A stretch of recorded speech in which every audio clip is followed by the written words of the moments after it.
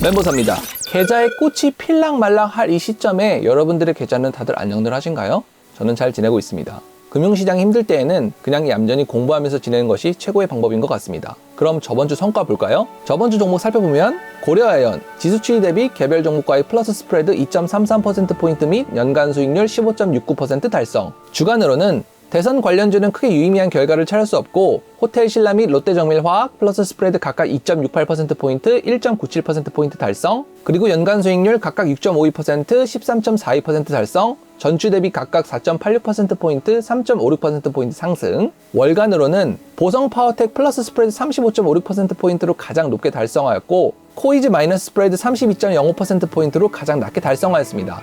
이번 주 종목은 하이트진로고요. 음료산업이고 시가총액 2조 6,475억. 제 생각에는요. 현금 비율의 탄탄함과 동시에 강력한 브랜드 파워가 뒷받침되는 단단한 구조고요. 이를 전제로 부채 비율이 증가함을 견제하고 자본 건전성이 높아지길 기대하면서 맥주 사업 부문의 계절성 극복과 꾸준한 영업이익 발판이 필요하다고 생각합니다. 하이트진로는 음용하는 주류와 비주류를 제조 및 판매하는 국내 최대 종합음료 회사입니다. 회사가 어떤 일을 하는지 살펴보면 대표적으로 맥주 사업 부문은 테라와 하이트가 있고 소주 사업 부문은 참이슬, 생수 사업 부문은 석수, 기타 사업 부문엔 막걸리가 있습니다. 소비자로서 익숙한 브랜드가 많아서 브랜드에 대한 이해는 쉬울 것이라 생각합니다. 주식의 총수, 쉽게 말해서 회사가 주식을 얼마나 발행했고 발행할 것인지 그리고 얼마나 유통되는지 결국에 내가 몇 주나 사고 팔 수 있는지가 중요합니다.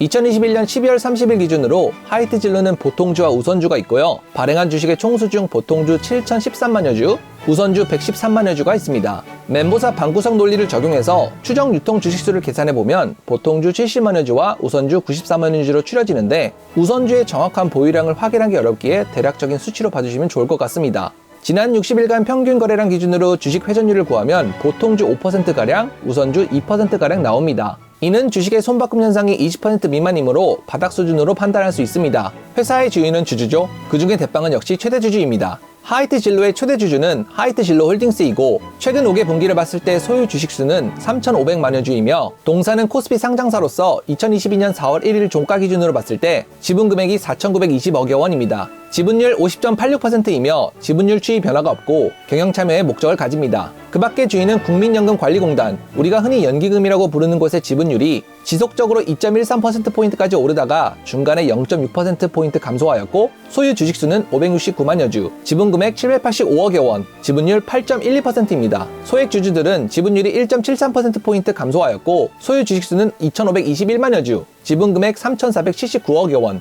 지분율 35.95%입니다.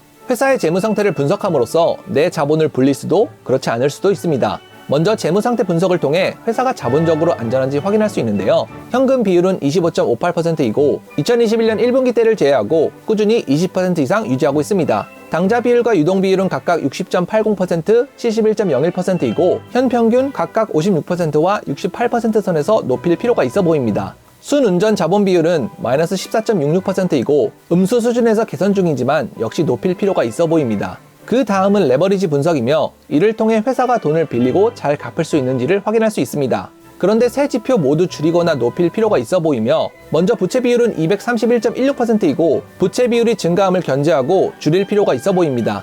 자기자본 비율은 30.12%이고 자본 건전성이 감소함으로써 높일 필요가 있어 보이며 차입금 의존도는 25.89%이고 지속적으로 주는 추세지만 더 낮출 필요가 있다고 봅니다. 손익분석에서는 회사가 꾸준히 돈을 잘 벌어올 수 있는지를 확인할 수 있는데요. 매출 총이익률은 40.23%이고 40% 이상 달성으로 경쟁력이 우수하다고 판단합니다.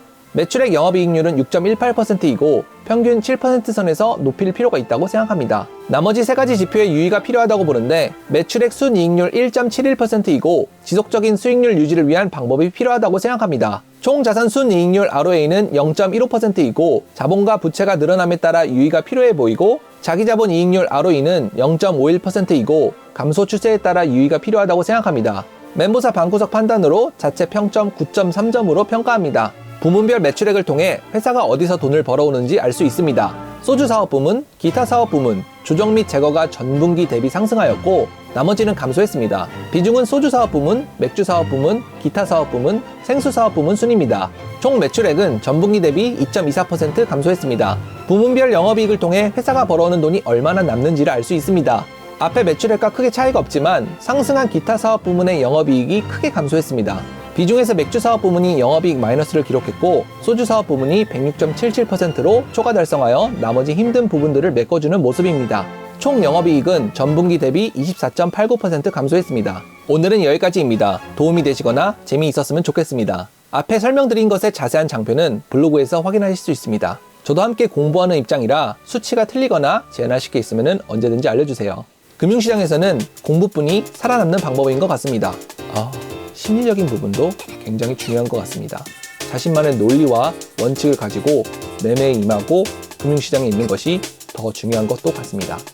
그럼 그 논리들을 지키면서 다음 주에 만나요. 바이바이.